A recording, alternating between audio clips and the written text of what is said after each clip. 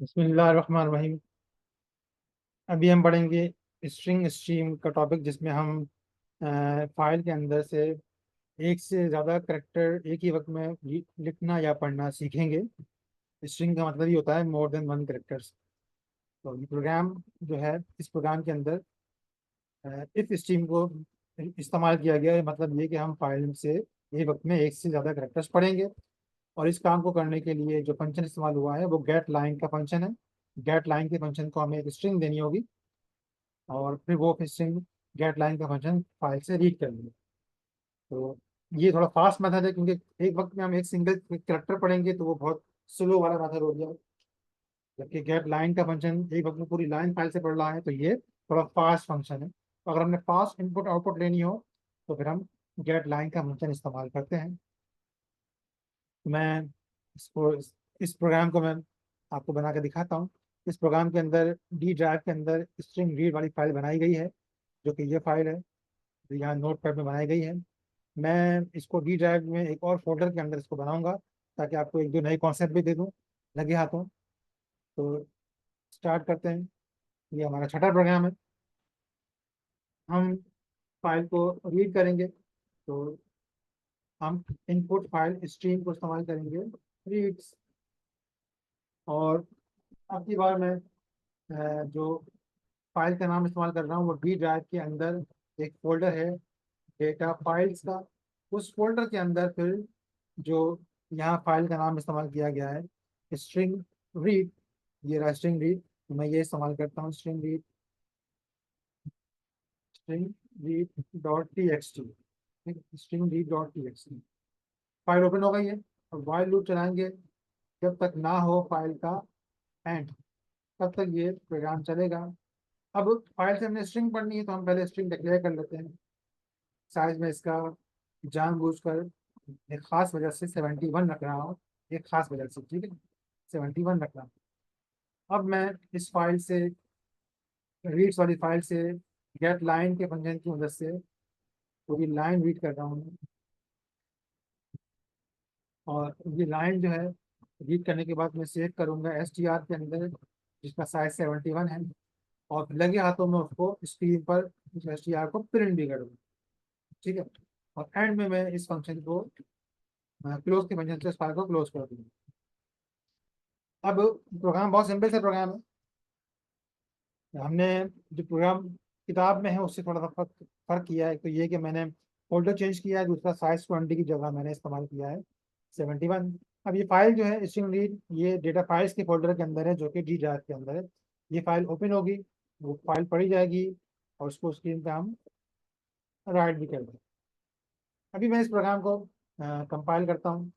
और यहाँ मैंने रीड्स की जगह रीड इस्तेमाल कर लिया, तो मैं एस लगाता हूँ ताकि ये एरर ना आए। इस प्रोग्राम को मैं कंपाइल करता हूँ, प्रोग्राम कंपाइल हो चुका है।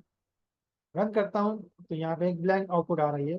इस ब्लैंक आउटपुट का मतलब ये है कि प्रोग्राम अभी टर्मिनेट नहीं हुआ है, प्रोग्राम बीच में कहीं अटक गया है। तो मैं कंट्रोल C से इसको क्लोज कर देता हूँ। ऐसा क्यों हुआ है? क्योंकि मैंने ये फाइल असल में एक्चुअली बनाई ही नहीं है।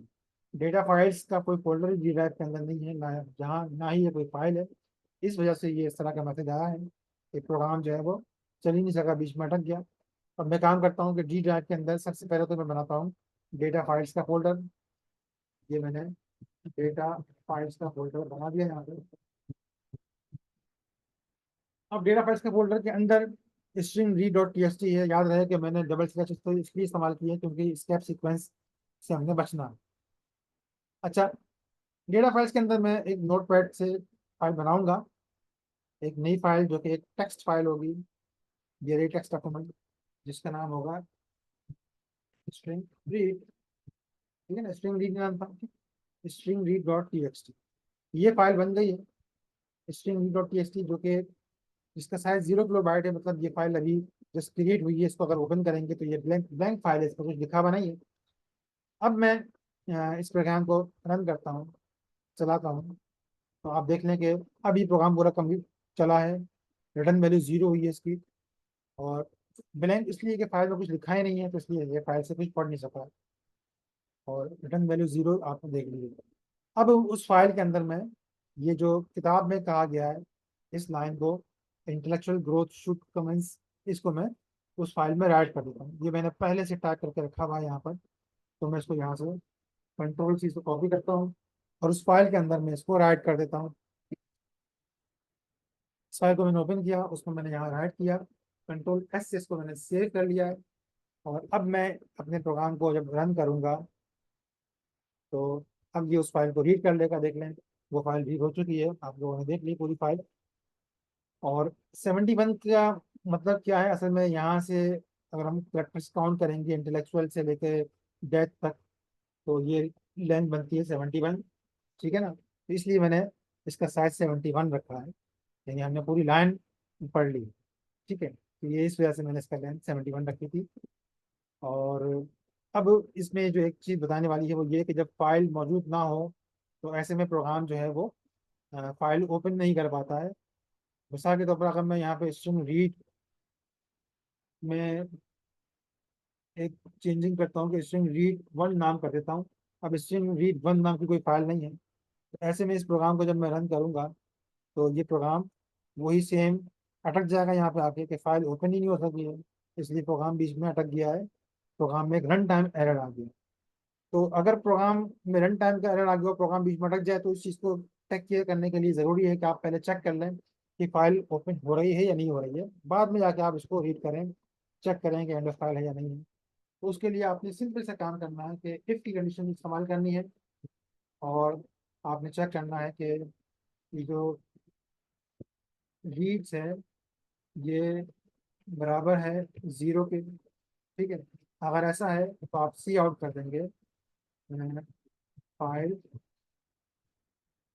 Can not be open, file को ओपन नहीं किया जा सकता। और ऐसी सूरत में फिर एग्जिट कर देंगे हम। एग्जिट का फंक्शन आप लोगों ने सीख रखा है। और एरर कोड बंद दे देंगे कि भाई प्रोग्राम हमने एरर की वजह से एग्जिट कर दिया है, आगे बढ़ने की जरूरत ही नहीं है, फाइल को पढ़ने की जरूरत ही नहीं है क्योंकि फाइल जो है वो ओपन नहीं हो सकी है।